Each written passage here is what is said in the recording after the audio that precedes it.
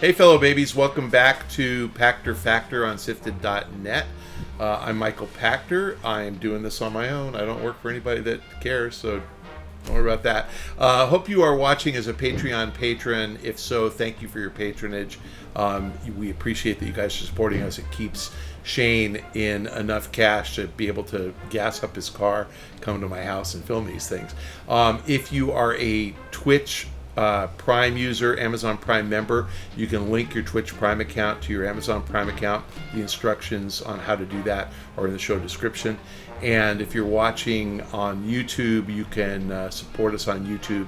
All of those methods allow you to see these episodes a week early, right when we put them up. Otherwise, you have to wait to watch on YouTube. And if you can't afford it, or you just don't find any value in this, stop watching. If you don't find any value in it, then just follow me on Twitter at Michael Pachter. From YouTube, from M. Slusark, is the death of Google Stadia also the death of game streaming services in general? Can you see any other company creating a new streaming platform after a massive company like Google was unable to make it work? Where did Google really go wrong? Is Microsoft's Game Pass the only viable model? Is not being able to download games a deal breaker? What should Amazon Luna learn from Stadia's mistakes? Okay. Stadia was a solution to streaming games without any content, and they didn't have a business model. So while they had a handful of games, the model was, pay us, and I don't even remember how much, $15 a month, I think, but pay us $15 a month, buy a Chromecast Ultra, internet access stick, buy a controller from us. I think it was like $129, and you got 3 months of free service or something like that, and then pay us $15 a month thereafter. And oh, by the way, bring your own games, because if you want to subscribe to this, you're paying us just for the privilege of streaming games, and you're going to also have to buy the game from somebody else. And then they went to developers and said, we have a brilliant idea. All those games that you built using essentially a C++ programming language, but for Microsoft and Sony, you have to rebuild them in Linux, because that's the service, that's the platform we decided to support, which essentially means you have to rebuild every game. Just dumb. You can use the art assets, but you have to rebuild. So nobody did it, nobody cared, and nobody signed up. So I don't know how many subscribers they have. I'm certain it's fewer than 1 million. I don't think they ever announced the number. You didn't actually hear a big backlash outrage when they shut it down, because there aren't that many people who were paying them. So where they went wrong is, and I'll say this plainly, Google is a terrible company run by dumbasses who don't know what they're doing. They're really good at monetizing search, and of course they are. They're great at search, and they're really good at making search sticky by remembering all your passwords and all your credit card numbers and auto-filling forms for you and translating across different devices. So I use Chrome on my phone, and I use Chrome on my laptop and on my desktop, and when I log on, it remembers everything no matter where I signed up and where I did it last. So it's really good. So they're great at search. They bought YouTube. They're great at advertising on YouTube. They totally get advertising. And then they decided, since we're really good at search and we're really good at short video advertising, we're good at everything. So we're going to do Google TV, and they offer I forgot what it's called, Google TV Plus something, but they offer this cable substitute that nobody subscribes to because it's crap. And you do good. YouTube TV? Yeah, I know. It's awesome. I couldn't remember what it's called. YouTube Plus. Their product's incredible. Yeah, and they lose money, and they keep. They lose money, and they keep talking about how they can't make money. It's YouTube Red. I said Google TV. It's YouTube TV. So they offer. Yeah, so they offer YouTube TV, which makes no money. And I think they actually do have a lot of subscribers. And they've raised the price a bunch of times. I think they started at $49.99. They're at $64.99 now, something like that. And still not making money. They decided they were going to get into fiber and self-driving cars and God knows what.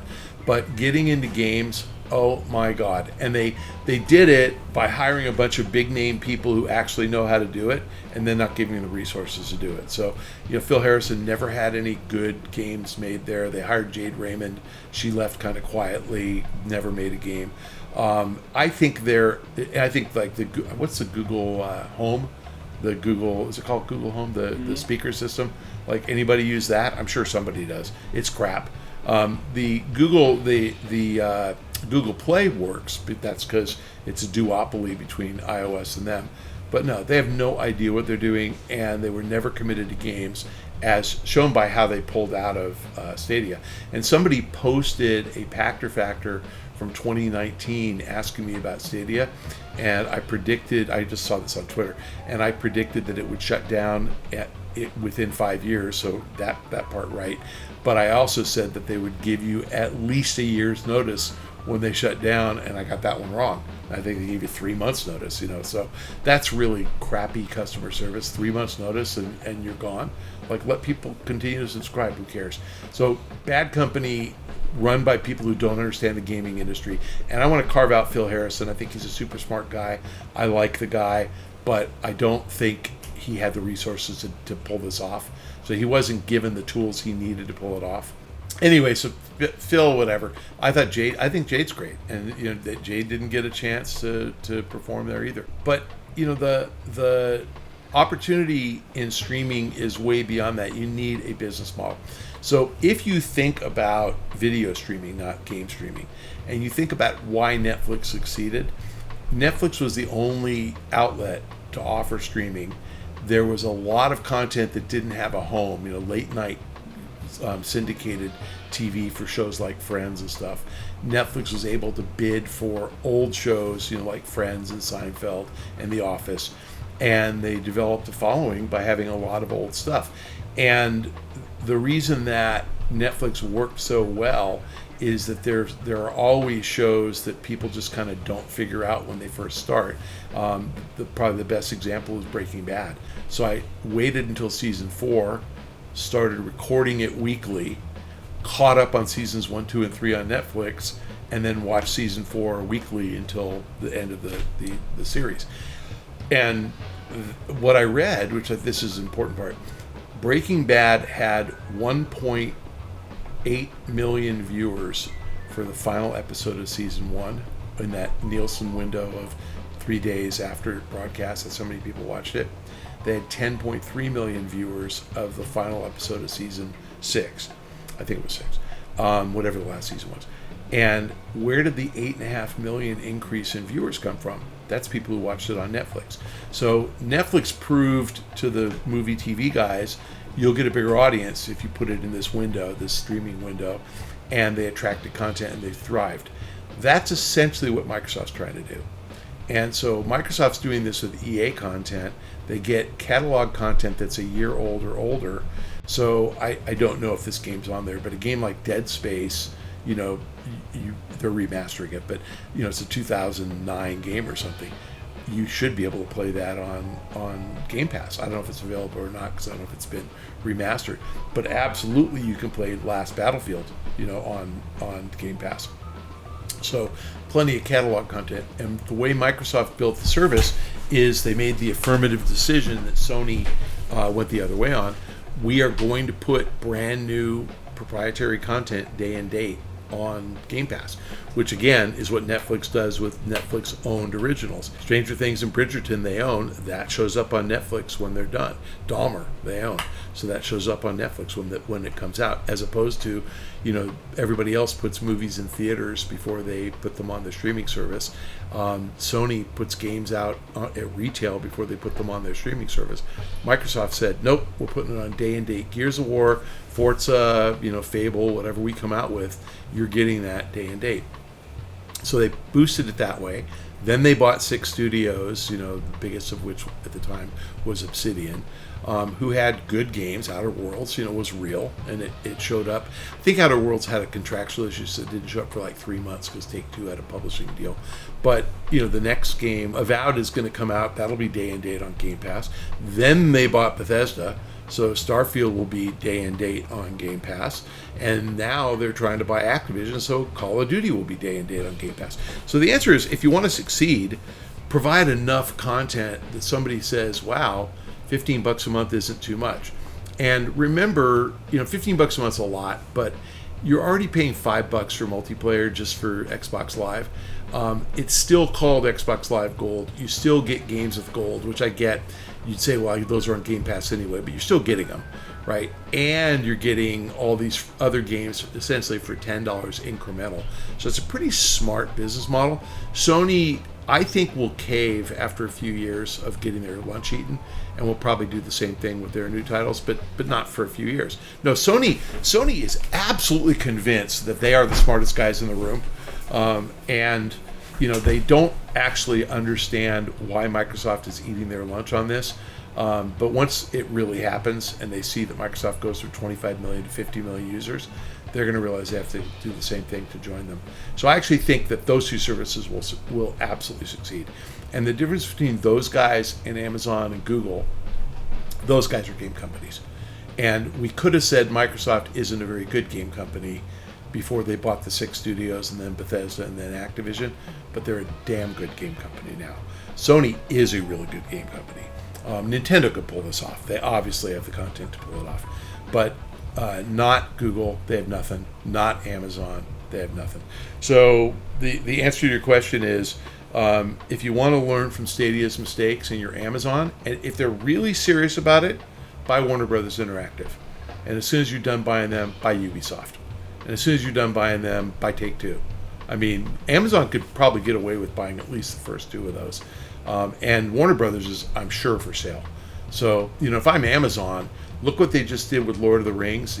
Whatever we think of the TV show, they spent $250 or $300 million on the rights to make the TV show. Spend that on DC Comics and the right to make games. They could do that. So I think you could go into Warner Brothers Discovery, offer $3-4 billion for Warner Brothers Interactive, and offer another $3 or $4 billion for 20 years of rights to make games based on the entire DC universe, and maybe another $3 or $4 billion for the rights to make TV shows. And I think Warner would sell you some of that. Zaslav's got a lot of debt at Warner Brothers Discovery. So that's what you learn from what Microsoft's done, and Microsoft's going to win. They're going to win. Question is, will Sony win too? Yeah, they can, but they have to get off this kick. Our games have to be, in a store first, or as a $60, $70 digital download first. They're wrong. They don't have to be. They can be there too.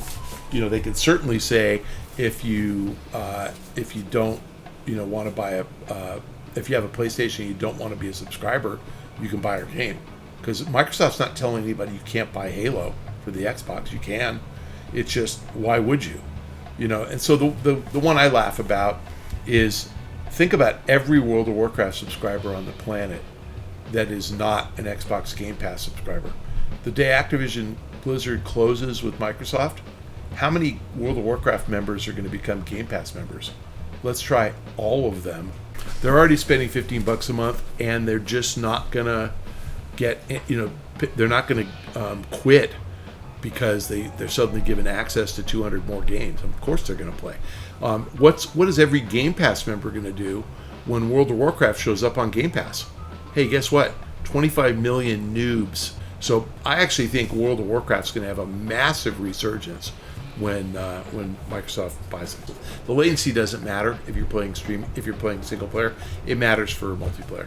Well, how does it matter?